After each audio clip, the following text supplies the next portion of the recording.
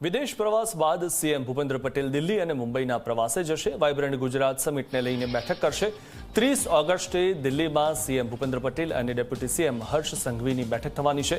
Vibrant Gujarat summit માટે curtain razor યોજાશે। દિલ્હીમાં રોડ શોમાં પણ સીએમ અને ડેપ્યુટી સીએમ જોડાશે।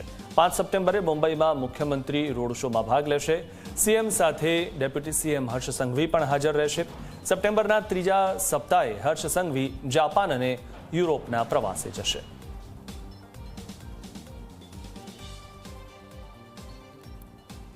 તો 5 સપ્ટેમ્બરે મુંબઈમાં મુખ્યમંત્રી રોડ શોમાં ભાગ લેવાના છે। વિદેશ પ્રવાસ બાદ તેઓ દિલ્હી અને મુંબઈના પ્રવાસે જવાના છે। વિદેશ પ્રવાસ બાદ મુખ્યમંત્રી દિલ્હી અને મુંબઈના પ્રવાસે જવાના છે।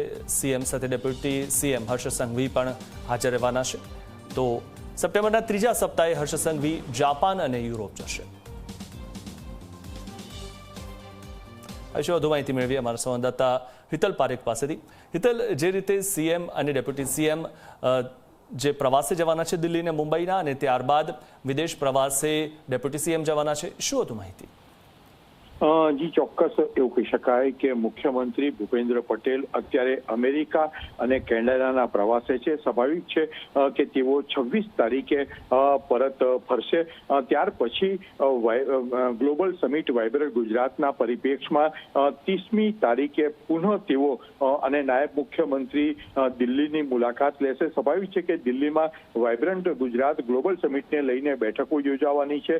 દિલ્હીમાં ખાસ કરીને જોવા જઈએ તો વાઇબ્રન્ટ સમિટ ને લઈને કર્ટન લેઝર અને રોડ શો આ બંને યોજાશે। તેમાં આ બંને મુખ્યમંત્રી અને ડેપ્યુટી મુખ્યમંત્રી સામેલ થશે।